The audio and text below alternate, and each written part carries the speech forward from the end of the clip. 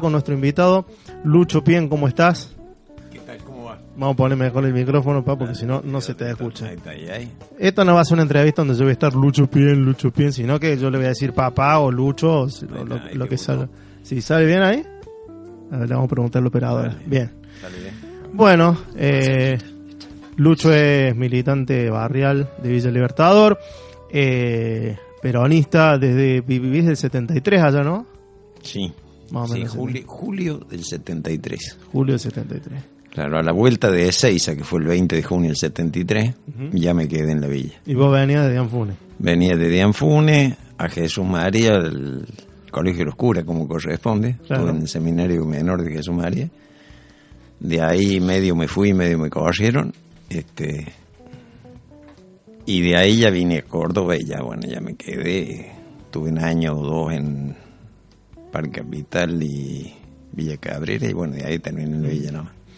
¿Qué anda pasando con el tema de las napas, de las cloacas? Que no es exactamente lo mismo, uno tituló las cloacas, pero no es el problema de las cloacas. Claro, en realidad es la falta de cloacas. Claro. Pero decir, la cloaca viene a ser como el último eslabón del problema. El problema nuestro es un problema de saturación de suelo que responde a un montón de cosas mal hechas, tan mal hechas como cuando siempre manda la plata. Entonces, con tal de sacar unos mangos, destruye una cosa, la cambio de lugar.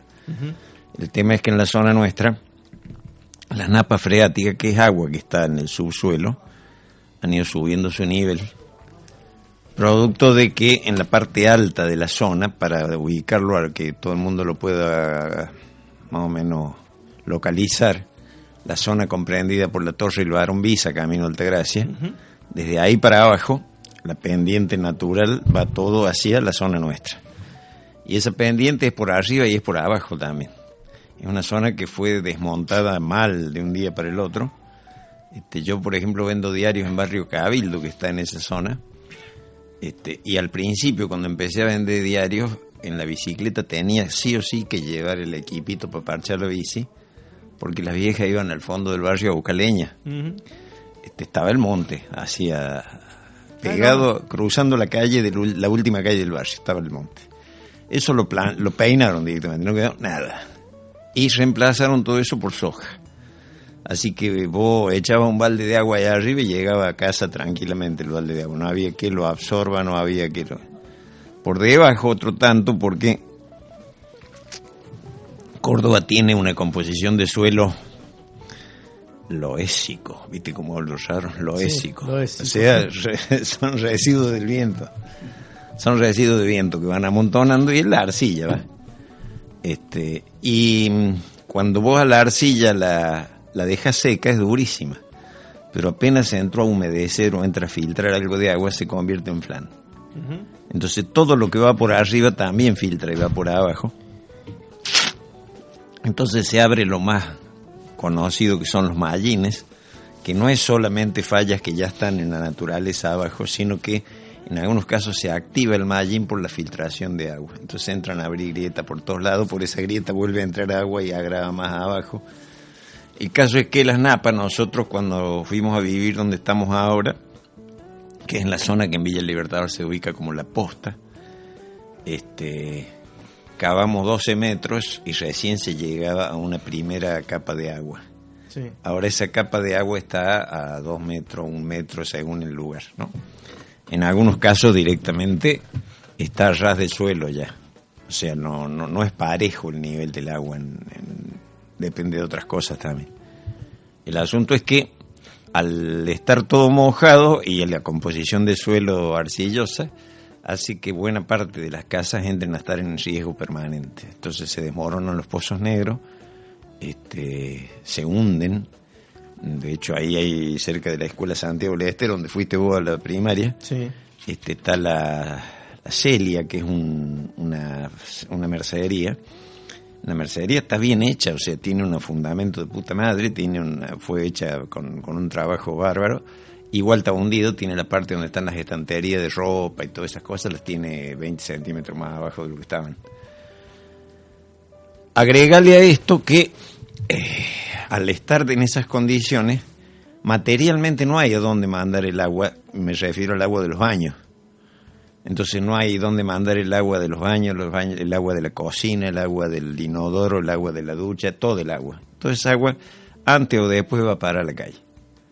Entonces, si tenemos permanentemente una cloaca a cielo abierto, en buena parte de las calles, sobre todo de las partes bajas, no exclusivamente, pero la gran mayoría está en la parte donde vivimos nosotros, lo cual genera otro ingrediente más, que es el ingrediente de salud. Vos vas a ver que en esta discusión, por lo general, a uno lo revela bastante, porque cuando se habla de estos temas, se habla de ambiente, se habla del basural y la bolsita, que si al pozo del basural le falta mucho, le falta poco, que si las aguas servidas tienen mal olor o buen olor, y no se habla de salud. No se habla de salud. Bueno, en la MUNI directamente no hay, y si lo tienen bien guardado, pero no hay registros del impacto que en la salud tiene este tema. No lo hay porque en los dispensarios, cuando se informa hacia la superioridad, tenemos un caso de hepatitis, se registra, atendieron un caso de hepatitis, pero no marcan dónde vive el chico, en la zona donde está. Por lo tanto, trazar un mapa de riesgo ni en pedo, no se puede hacer. Vamos a hacer un poquito un enmarcamiento para los oyentes que nos están escuchando en el resto de la provincia y en Capital Federal, que es donde sale básicamente este programa. Villa Libertador es uno de los barrios más grandes y más densamente poblados de la ciudad de Córdoba. Está ubicado al sur. ¿Cuánto dio el último censo? No tengo la menor idea, pero sí te digo que es el barrio que está ubicado entre Camino Altagracia y Camino Río Cuarto, al sur de la circunvalación. Sí. Ese es el triángulo, digamos, de Villa Libertador. Pero estamos hablando de una zona que supera los 50.000 habitantes fácilmente. Como zona, digo. Como zona, sí. Casi te diría que va arriba de los 100.000. Arriba de los 100.000, porque está Villa Libertador, Mirisi, Comercial, Carbó, Las Tres, Santa Isabel, Vícor. Todas esas zonas son arriba de 100.000. Y es un barrio... digamos que Villa Libertador lo que tiene que es más dinámico, es un barrio con vida propia. De hecho, vos salís de Villa Libertador a hacer una cuadra y parece otra cosa. Por la vida, por el movimiento que tiene, para bien y para mal. O sea, nosotros disfrutábamos mucho del clima de pueblo chico que tenía Villa Libertador. Olvídate, ahora es una ciudad con un quilombo de autos y de cosas así, que le han dado, incluso partes de espejismo, ¿no? Todo el mundo dice ese centro comercial que tiene Villa Libertador. Es cierto, hay muchísimos comercios en la parte de la villa. Lo que nadie ve desde afuera es que son comercios que hoy tienen una verdulería, mañana un ciber, pasado mañana una tienda, y así va cambiando de dueño y de rubro permanentemente, producto de que no hay guita para mantener semejante cosa. Pero bueno, ese es Villa Libertador, sí. Y es uno de los barrios más castigados generalmente por las políticas económicas de cualquier gobierno. O sea, no es que cualquier ajuste es uno de los barrios, generalmente lo que se dice, uno de los barrios más pobres. Bueno, lo que sí pudimos medir nosotros fue en el menemismo, que se medía que la pobreza andaba en el 24%. No. Sí. Bueno, allá teníamos, la desocupación andaba por el 24%. En la villa lo teníamos bastante bien calculado, era más de la mitad de la gente sin trabajo. Sí. Más de la mitad de la gente sin trabajo. Y de esa parte la mayoría sin nada de trabajo. Porque una vez que perdió el laburo el tipo que más o menos tiene un sueldito discreto, ese tipo no contrata a la chica para que limpie la casa, no contrata al que le corte el pasto, se va viviendo la cadena de absoluta desocupación, no de precariedad, de absoluta desocupación. No se olviden de que en el 2003 la Renault tenía 300 operarios en total. Sí. La Fiat estaba cerrada. Estamos hablando de dos polos laborales de la Gran 7. Que están cerca del barrio o más o menos cerca del barrio. La Renault sí, está pegada al barrio. La Fiat está un poco más lejos, pero el impacto en el trabajo general se puede medir por esos dos datos. Las fábricas totalmente, ni hablar, las metalmecánicas, las autopartes, autopiezas. Volvemos al tema de las napas. ¿Qué ha pasado con la intervención judicial que tuvo alto impacto mediático? Bueno, en principio fue toda una sorpresa. Lo que pasa es que allí hay un grupo de chicos jóvenes que han encarado las cosas con un poco más de insistencia. Nosotros siempre decimos que las luchas en el barrio hay que ganarlas por cansancio, porque en general el que se cansa es el vecino. Como te van pateando las cosas para más adelante, el vecino que se entusiasma y se suma, al poco tiempo se harta porque no ve resultado, porque te versean, porque te boludean en los funcionarios. Y estos chicos se armaron de lo que hacía falta, que es la paciencia. Entonces hicieron un trayecto administrativo y clavaron un amparo. Y el amparo, en lo formal, tuvo un impacto muy fuerte porque efectivamente llevó a la provincia y a la municipalidad a sentarse a discutir el problema. Uh-huh. O sea, instalar el tema ya es todo una revolución porque nadie lo ninguneaban directamente, no existe. Y a partir de allí empieza una serie de obligaciones. Al vecino se le impone como obligación el cuidado de la basura, porque hay mucho desparramo de basura que va para el Canal Maestro, que es otro foco infeccioso. Canal Maestro era un viejo canal de riego que hoy no sirve para nada porque no hay chacras para abajo para regar. Uh-huh. Pero quedó el canal y se llenaba de basura, bueno. Pero el juez dictamina, no me preguntes cuál es el tribunal, es una cámara, pero la Cámara dictamina que tiene que, entre la provincia y la municipalidad, esto lo dictamina así porque en cada reunión la discusión más fuerte que se da es entre provincia y municipalidad. Les corresponde a ustedes, no, esto les corresponde a ustedes y ninguno de los dos hace nada. Uh-huh. Entonces el tribunal con buen criterio dice, bueno, sea el que fuere, se me ponen a laburar en estas cosas. ¿Cuáles son las cosas? Primero y principal, la emergencia, el desagote de cámaras sépticas para que no siga entrando líquido abajo, la depresión de las napas con bombeo del subsuelo, se saca el agua de abajo y se la tira a superficie para que corra, y un plan de trabajo que desemboque en la construcción de la red de cloaca para toda la zona. Eso hasta ahí, bien. Ahora, ¿qué pasa? En los bifes hay una serie de pasos formales. Yo debo ser absolutamente mala persona soy, no creo en la justicia, sí, claro, no creo. En la justicia sí, yo peleé siempre por la justicia, no creo en el poder judicial. Entonces, que un funcionario, ahí está, claro. Vamos a decir lo que yo peleo por la justicia, pero el poder judicial no es garantía, vamos a ser claros. Yo lo puedo decir porque yo no firmé el amparo, entonces, claro, a los muchachos que firmaron el amparo hay que cuidar lo que no digan huevada, porque el pobre tipo, ¿viste? Pero yo no lo firmé al amparo, entonces puedo hablar tranquilo. No, yo no creo en el Poder Judicial, porque si un funcionario recibe la orden de un juez y al cabo de una serie, por ejemplo, en este momento no están haciendo la provincia ni la municipalidad los desagotes de los pozos negros, no están funcionando las bombas depresoras de las napas, no hay un avance serio en la red domiciliaria de las cloacas de la zona afectada, porque eso le correspondería, por lo que han acordado entre ellos, la municipalidad. Empezó la red troncal de la cloaca, la red troncal que llega, lo que pasa es que llega hasta la punta de Villa Libertador el tronco ese grande.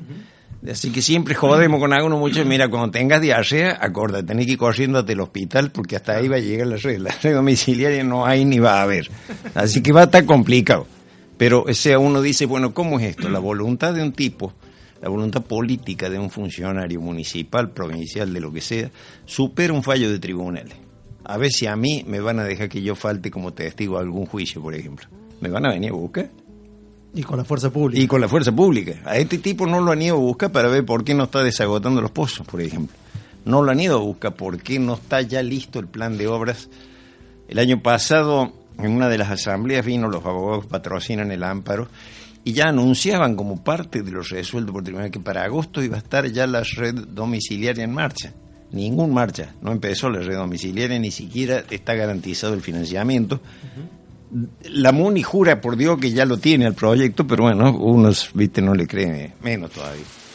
Así que en concreto es muy importante que se haya dado ese paso, yo lo reivindico como tal. Yo descreo porque, bueno, ya lo dice una copla del año de vaya a saber no, de qué año porque ninguno queremos, digo, en la justicia, en la institución de justicia no tenemos por qué creer.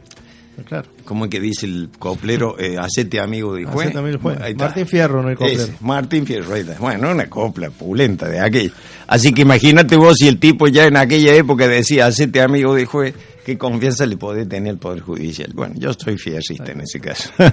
Antes de pasar a un intermedio con la música, vos recién nombraste como el pasar el tema del basural, que si bien no tiene que ver directamente con el tema de las napas, tiene que ver con el contexto de desprotección de salud que está viviendo también el barrio, digo, para que no quede flotando el tema porque lo dijiste, pero además es algo muy importante. ¿Qué te parece? No, todo, en realidad allá en la zona nuestra lo único que falta es que venga un loco y nos cague palo todo, porque, a ver, tenemos el basural que emite de todo. O sea, lo más suave que nos llega cuando hay viento es tierra, eso es lo más suave. Después vienen... Pero el basural fue instalado Fue instalado por Daniel Giacomino, hay que decirlo con nombre y apellido. El Pato García era presidente de la CRECE, Pato García socialista, él. Cámara, que era secretario de Ambiente. O sea, yo siempre los nombro a los tres porque tenían un chamullo bárbaro en lo progresivo, ¿viste? Qué sé yo, nacional y popular. Bueno, esos tipos, para mi gusto, son genocidas, porque atacaron a una población civil y en defensa. El basural está instalado a 25 metros de la vivienda más cercana, que está cruzando las rutas, nada más, que se llama Piedra Blanca, el barrio. Y todo hacia el norte, que venimos a estar nosotros, Cabildo, Santa Isabel, buena parte de... Incluso alguna gente de Cogote Alto les está llegando, vos sabés, porque de los barrios que ha hecho Edisur se ligan la baranda que viene del basural. Además, con algo que parece una tontera, digamos, termina diluido de lo que va a significar el impacto en las generaciones que están creciendo hoy, como la presencia de un basural en un lugar que no debería estarlo, que es la promesa de sacarlo en un determinado tiempo, que al final... Mira, cuando Giacomino hizo el atentado convocó a los rectores de la universidad, a un montón de gente a firmar un acta para decir que el enterramiento iba a ser provisorio por un año. Mestre llegó y al día siguiente vino Marcelo Cosar, que era viceintendente, y juró, va a durar un año. Y todos los años dice, nos queda un año nada más. Nos queda un año, y van pateando la pelota. Pero es un combo, porque es la zona donde se sembró soja, o sea, se fumigó mal. Es la zona donde está el basural, es la zona donde están las aguas servidas, es la zona. Y de ahí es la zona, en otra cosa que no están los registros disponibles. Hace un tiempo atrás uno se enteraba de un cáncer y era 2 veces dramático. Uno porque era grave y otro porque era raro.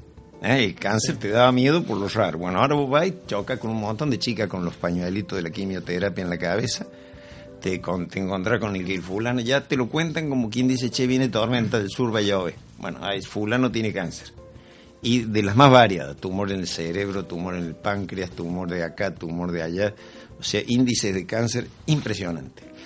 El más capítulo aparte no está en Villa Libertador, pero está a muy pocos kilómetros, Hogar 3 y Pueblos Unidos, en donde el crimen es todavía mayor, porque allí directamente los terrenos están asentados en lo que fue un basural hace varios años más, cuando estaba el viejo Mestre.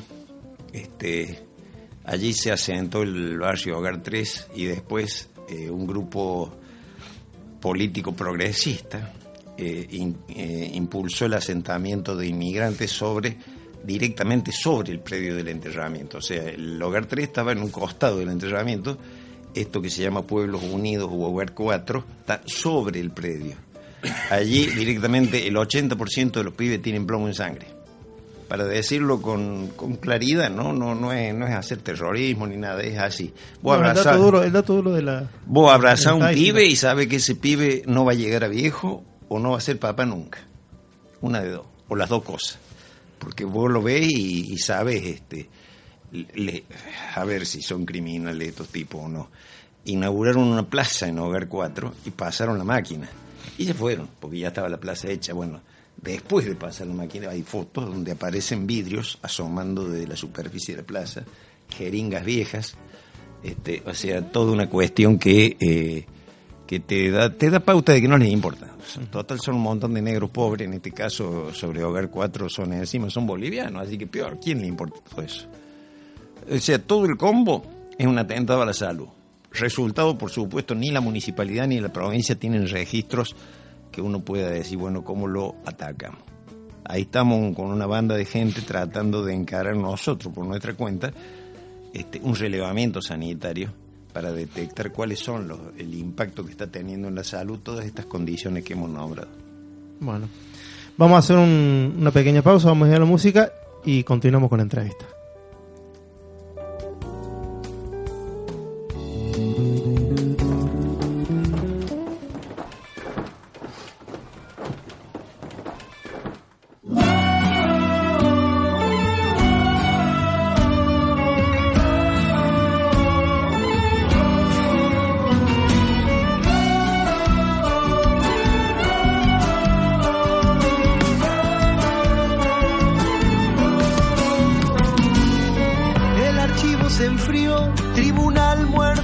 miedo, su vagón resistió latigazo de un crudo invierno.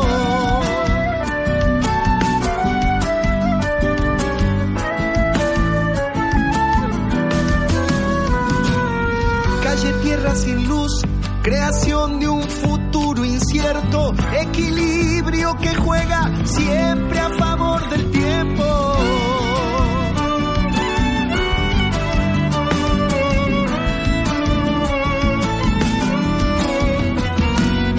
Nunca el 14.000, ni el 30, ni aún el primero negociaron la plata quemada del golpe enfermo. Marta Juana González, la lucha, latiza el sueño. Hoy habla despacito el viejo general del miedo.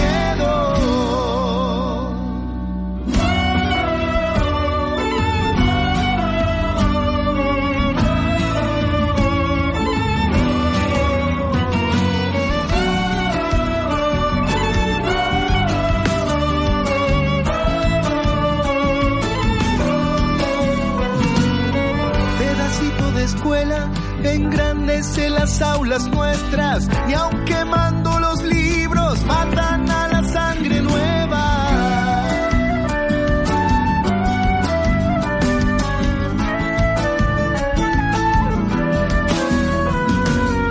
Los bastones quebrados, sus gorras de un gris ceniza, la marcha organizada del hijo de tu sonrisa. Marta Juana González presente. Madre mujer del cambio salvaje en tu luz desierta, toma vida la foto, tu mirada y tu presencia. Marta Juana González, la lucha, latiza el sueño. Hoy habla despacito el viejo general del miedo.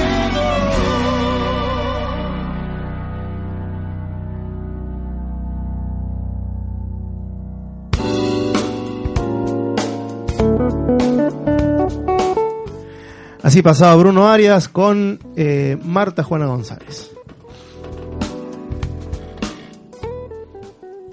Bueno, continuamos con nuestro primer entrevistado, Lucho Pien, mi viejo, compañero de Villa Libertador.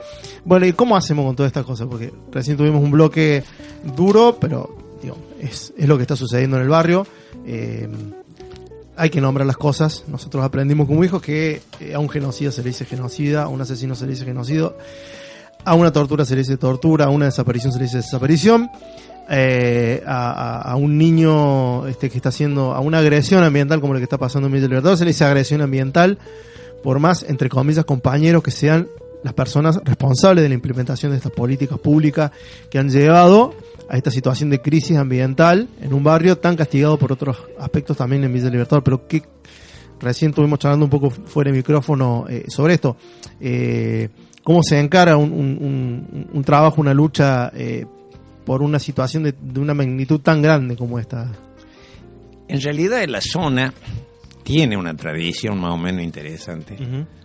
Va, muy interesante. Uno se hace lo humilde al pedo, porque la verdad que no es humilde, uno se siente orgulloso de esas cosas. Así que tiene una tradición muy linda la villa, que digamos, desde sus orígenes fue un barrio muy, muy pelado de todo.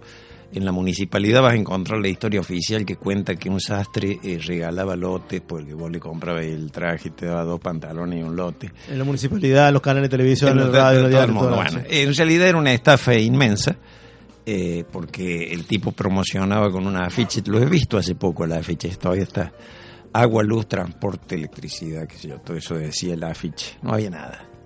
Entonces, todo lo que se fue construyendo en el barrio como barrio que le dio infraestructura, que le dio servicio, que sé yo, fue siempre producto de la pelea de los vecinos, siempre. Digamos, la más emblemática de las peleas fue la pelea por el agua, en la década del 60 al 74, que fue cuando empezó a salir el agua, con referentes muy importantes que eran los entonces curas creíbles, digamos, o sea, tipos que decían lo que hacían y pensaban lo que decían, el cura Vasco, el Víctor Hacha, que encarnaban una posición muy, muy comprometida en la vida, ¿no? ellos fueron el referente más importante de la zona que dijo, bueno, sin agua no se puede vivir, vamos a empezar a pelear por el agua. Y tardó mucho, tardó mucho. Estábamos hablando de 66, 67, ya se estaba peleando, y el agua efectivamente empezó a llegar en el 74, pleno gobierno popular gobierno popular de Obregón Cano en Córdoba. O sea, esa tradición cada tanto va aflorando, ¿no? Nos volvió a impulsar cuando en los 90 nos plantamos contra la reforma educativa que impulsaba Mestre Viejo, que consistía simplemente en cerrar la escuela, Ese era todo el plan de Mestre Viejo. Y nos permitió impulsarlo tomando el envión que nos habían dado toda la sociedad de Córdoba. La única cosa que yo creo que tendría que ser realmente un feriado en Córdoba, que fue la Pueblada, en donde toda la sociedad sale a la calle y se le planta a Mestre y dice, no, la educación déjala como está o mejórala. Uh-huh. Fue una inmensa movilización de 50.000 personas en la calle, encabezada por la UPC, pero acompañada directamente por toda la sociedad. Y nosotros en la villa, avivándonos de eso, primero que habíamos participado antes, hicimos 3 marchas desde Villa Libertadora al CPC, y después ya dijimos, no, ahora no paremos más. ¿A quién le conviene que paremos? Mestre. Bueno, entonces lo molestemos y empezamos otra vez la vieja trayectoria de decir que se cansen ellos. Entonces, acá no tengo escuela. No había escuela secundaria. Escuelas primarias había 3 en Villa Libertadores. Aclaremos que Mestre Padre, porque hay mucha audiencia joven que por ahí que... Sí, no Mestre Padre. Bueno, era más peligroso si se puede que el hijo, bien, el hijo salió tal cual. Digamos, tiene buenos genes, digamos, ¿no? Una fortaleza genética bárbara. El caso es que a partir de esa pelea no solamente se consigue estructurar un sistema educativo inexistente, un montón de escuelas primarias, un montón de jardines de infantes, un montón de escuelas secundarias, sino que en el último tramo, ya estamos hablando en la década pasada, 3 carreras de nivel superior en la zona nuestra. Estamos hablando de enfermería, programador de software y profesorado de lengua y literatura. Más un centro del Ministerio de Educación dedicado al diseño, discusión y reflexión de políticas educativas para la población. Del Ministerio, pero con la mirada comunitaria. ¿Está? Eso solamente pasa en Villa Libertador, no puede pasar en otro lado. ¿Está? Pero bueno, ahí está. Pero existe. Como otro problema, digo, tomando la frase de un expresidente, llevándola para otro lado. No es magia, digo, hay un laburo colectivo por atrás. Totalmente. La magia no tiene que ver solo con una decisión pública, sino que hay un colectivo de gente que, como vos decís, por ahí se renueva, pero es colectivo la tarea. Es colectivo, totalmente. No, ni hablar eso, no hay ninguna magia, es una construcción, es una tradición. Por eso decía yo, cada tanto reaparece la tradición del barrio que dice, no, esto no lo podemos bancar y no lo bancamos. Con el tema salud es como que se complica bastante más, ¿no? En educación primaba mucho el tema de los pibes, cuando uno decía, no, está bien, yo ya estoy viejo, si no tuve oportunidad, mala suerte, pero al pibe no me lo cagué. Uh-huh. Y entonces había que el pibe es el único espacio que el neoliberalismo de los 90 no pudo romper. Uh-huh. El espacio de la educación pública. Es una cosa donde fue la barrera. Y fíjate vos que a partir de ese freno que se da en Córdoba, pero a nivel nacional, había un economista de ministro de Educación, se llamaba Juan Yach. Un economista, te lo define todo, cómo lo veían ellos la educación. Se frena esa cuestión y empieza todo un proceso distinto, la creación del Consejo Federal de Educación, la recomposición de los contenidos para todo el país, toda esa la nacionalización de la educación en algunos aspectos. Ahí hay que señalarlo a Daniel Filmus como uno de los cerebros de esa cuestión. En esa misma dirección es donde va lo de salud, que nos cuesta mucho más. Lo de salud es como que está naturalizada la barbaridad. Primero porque las condiciones son tan graves que mucha gente lo toma, queda sumergida en la impotencia. O sea, ¿qué puedo hacer? ¿Qué puedo hacer? Pero además está la formación profesional. Yo puteo mucho contra la universidad, cómo forma a los profesionales la universidad. Porque si un médico trabaja en un dispensario al lado de un charco de agua servida y no es capaz de hacer un puto informe para decir, che, acá hay agua servida, ese médico, ¿quién lo formó? Uh-huh. ¿Para qué lo formaron? Y cuando digo un médico, un enfermero o lo que fuera, pero tenemos hoy hoy, para ubicarlo con claridad, en el dispensario de Villa El Libertador, 3 años seguidos un basural pegado al dispensario, nunca hubo un informe. Al costado del dispensario una cuadra de agua estancada servida, nunca hubo un informe. Vuelta a vuelta se desbordan las cloacas de los barrios nuevos que hizo el gallego de la Sota, con un sistema que no funciona. Entonces se traban las cloacas y se desbordan permanentemente los barrios ciudades. Bueno, uno de los chorros de agua de cloaca pasan por la puerta del dispensario de Parque Futura, que es el último barrio que está allá saliendo para Altagracia. Tampoco los médicos allí han tenido una reacción.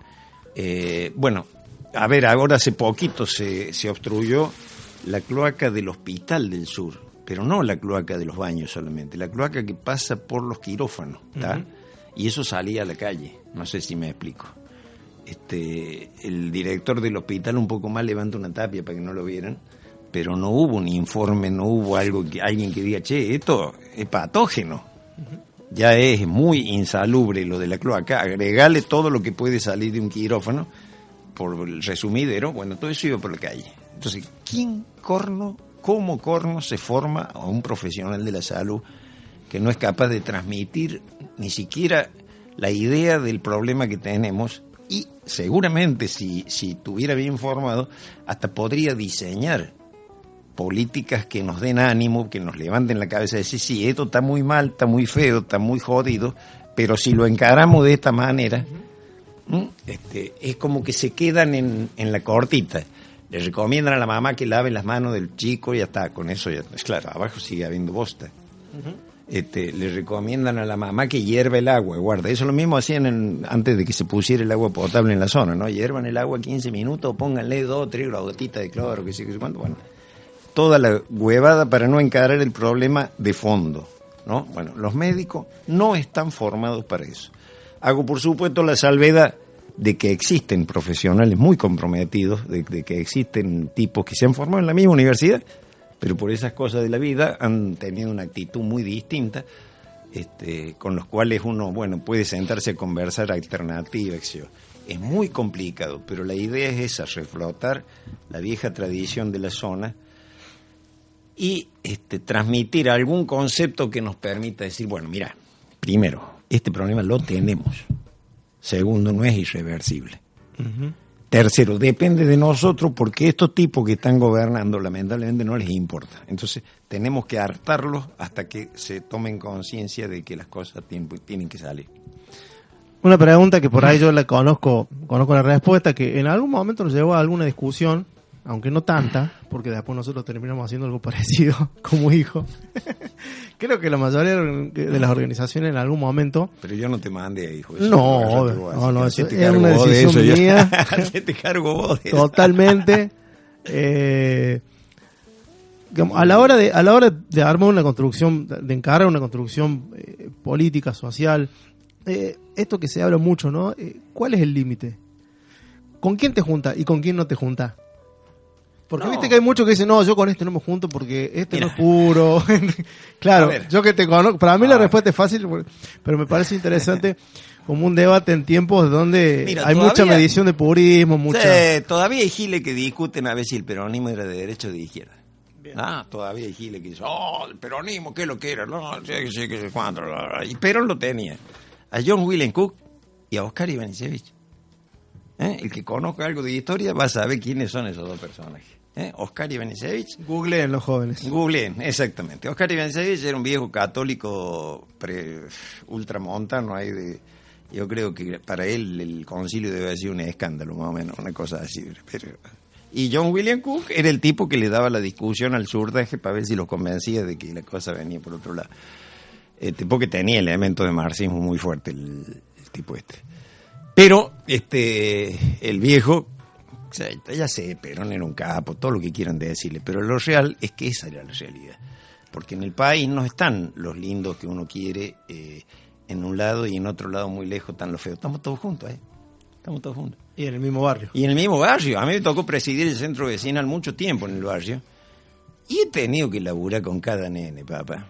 Y bueno, viejo, pero yo decía, vecinos, vamos a juntarnos. Y venía este vecino, ¿también qué quiere que lo corra? No lo podía correr. No, pero además, materialmente y políticamente, el vecino ese que podría, qué sé yo, siempre nos... por ahí las pocas veces que hemos discutido, el ejemplo más fácil, las veces que te ha tocado construir con un policía, por ejemplo. ¿Con uno? Con uno, bueno, digo, un ejemplo, digo, no quedaría que se generara más grande, no digo, bueno.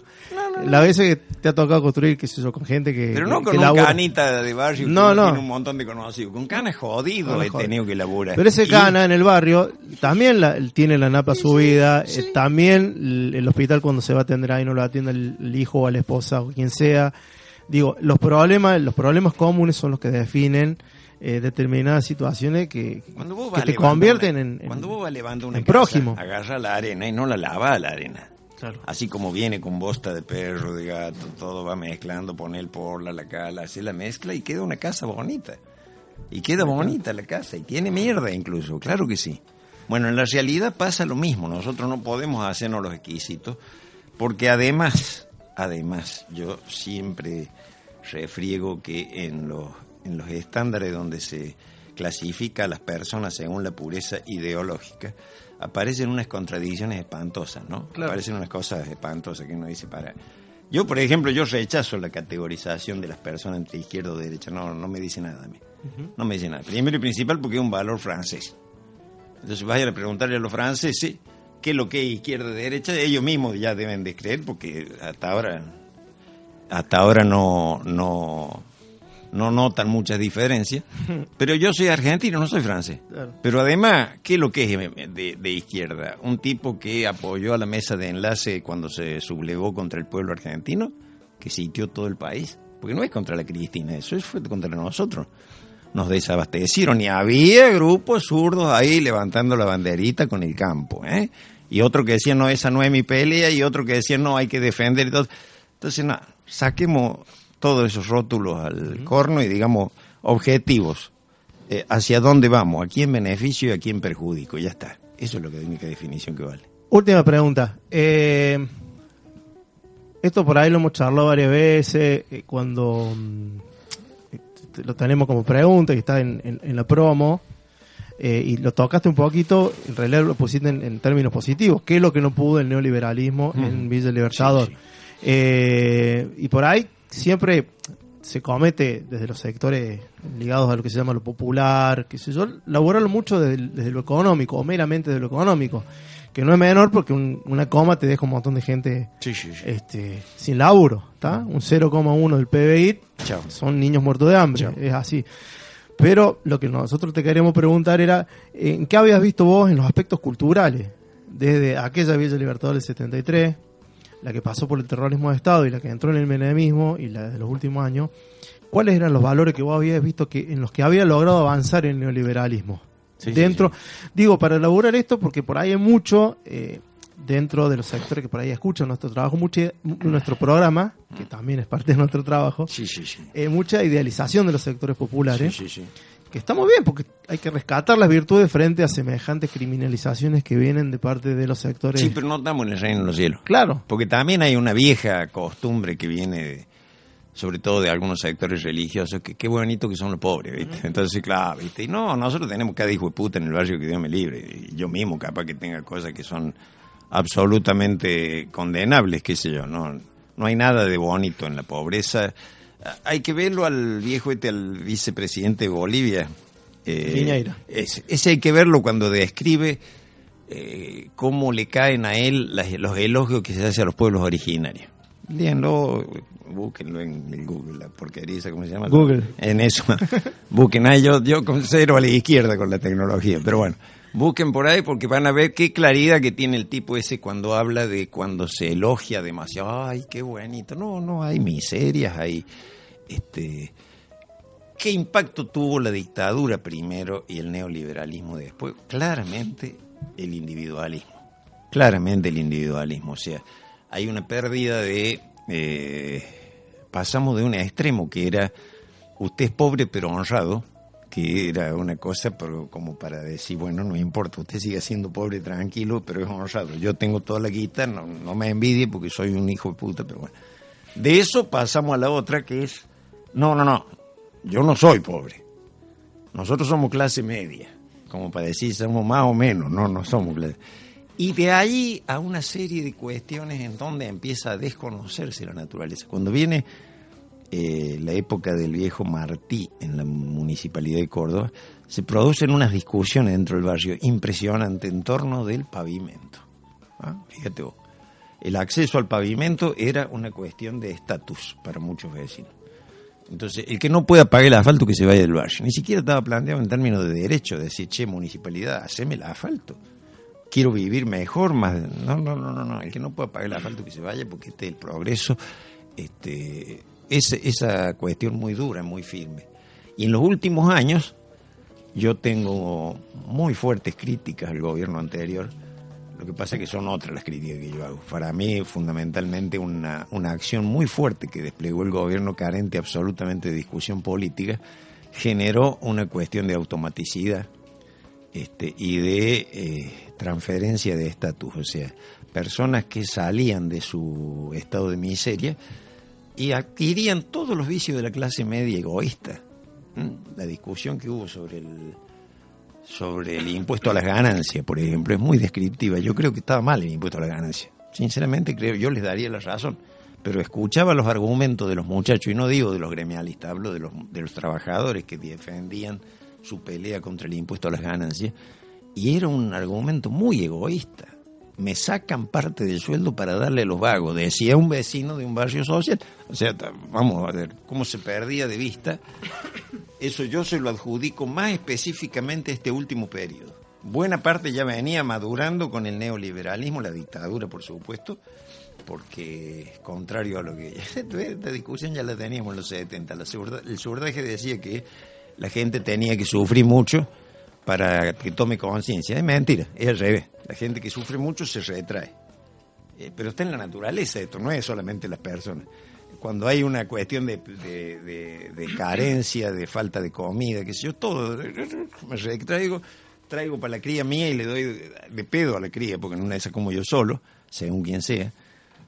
Entonces esa cuestión no es así.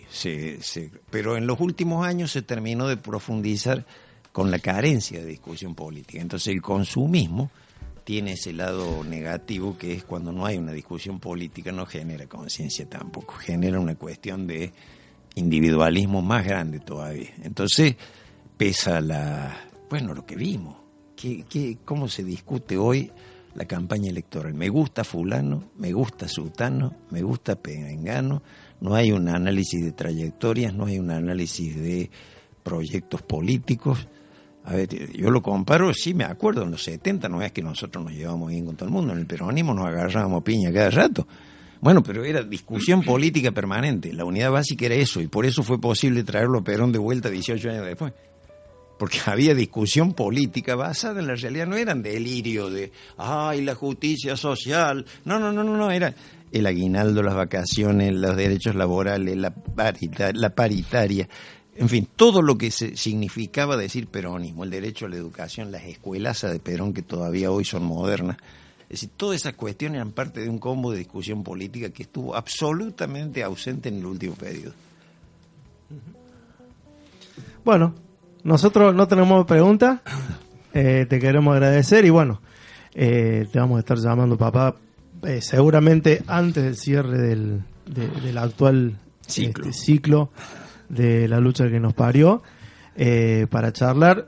Bueno, vamos a seguir viendo cómo sigue el tema de la cloaca, y quizás también para seguir charlando de este tema, tal vez de la construcción política que encaramos un poquito, encaramos un poquito hoy, también desandar un poco el camino de las falsas historias que nos plantean con respecto a algunos barrios populares, ¿no? Que no son falsas, no son falsas. La historia de San Vicente no es falsa, pero hay un montón de otras historias que se pueden rescatar.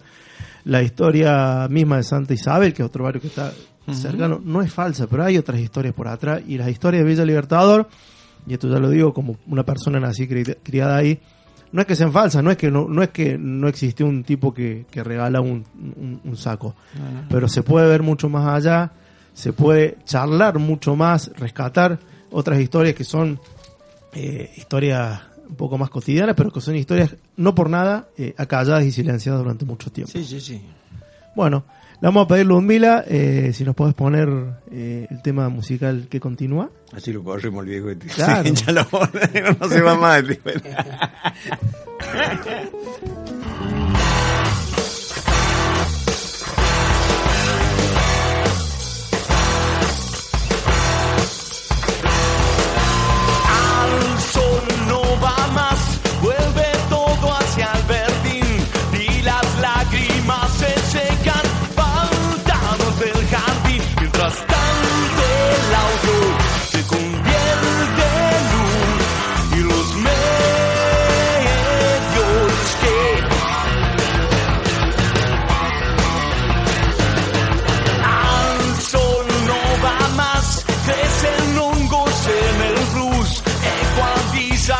Sin medios va crucificado en luz. Mientras tanto el hombre se convierte en luz y los medios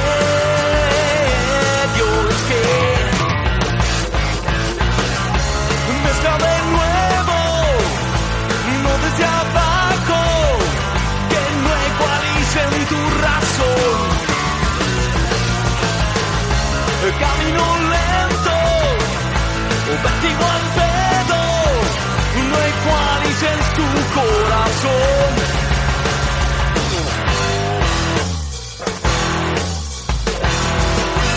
Al sol no va más, todo árbol va a aplacar.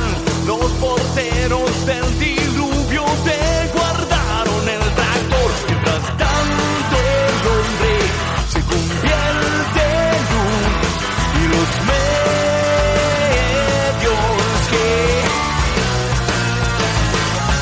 mezcla de nuevo, no desde abajo, que no te vendan un buzón. López en Marte, venta del miedo, no tiene visa al corazón.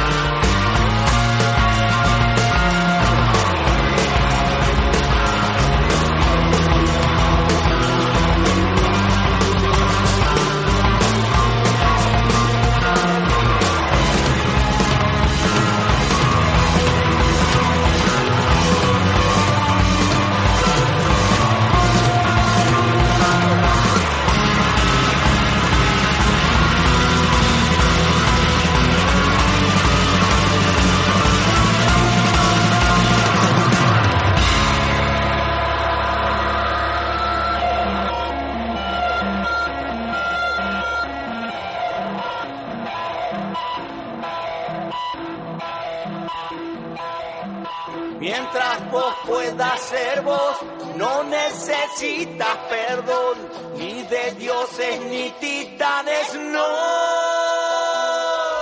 El